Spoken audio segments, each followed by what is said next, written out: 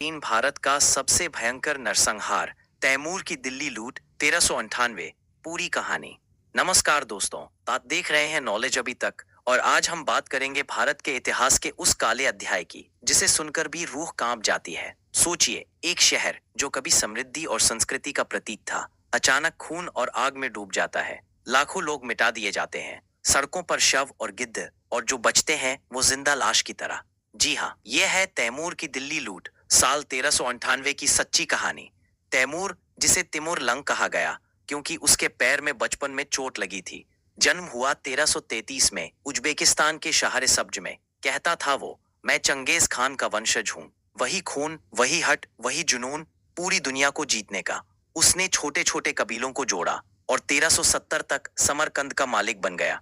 फिर एक एक करके ईरान, अफगानिस्तान, सीरिया, तुर्की, सब झुके उसके सामने। कहते हैं जब भी तैमूर किसी शहर को जीतता, वो लोगों के सिरों से मीनार बनवाता। इस्फहान में 70,000 सिरों से एक मीनार, सिर्फ डर फैलाने के लिए।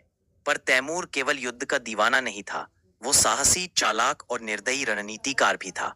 भारत के बारे में उसने सुना, यहाँ की जमीन उपजाऊ, लोग अमीर और सल्तनत कमजोर। बस उसके खून में फिर आग लग गई और तय हुआ अगला निशाना, दिल्ली। 1398 की शुरुआत में वो लगभग 2 लाख सैनिकों के साथ चला, घुड़सवार, धनुर्धारी और ऊंट सैनिक। रास्ते में जो भी आया जल गया।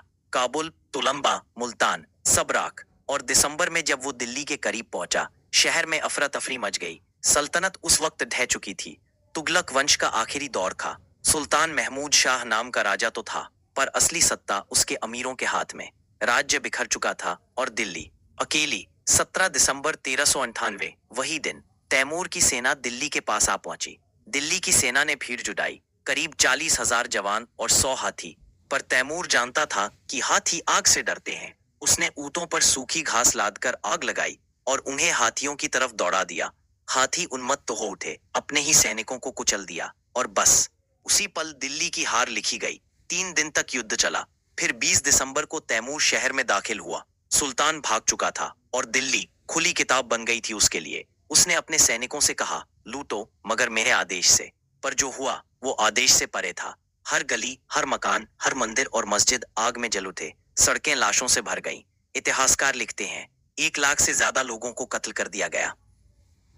बच्चे बेचे गए और सोना, चांदी, जवाहरात सब समरकंद भेज दिए गए। तैमूर ने खुद लिखा, मैंने दिल्ली को इस तरह जलाया कि कोई फिर न सिर उठाए। उसने शहर के बाहर 2 मीनारें बनवाई, मानव सिरों से। यमुना का पानी खून से लाल हो गया। दिल्ली का नाम सुनकर लोग कांप उठे। 5 दिन तक उस शहर में आग, राख और सन्नाटा था। जो बच गए वे भी मौत से बदतर हालत में।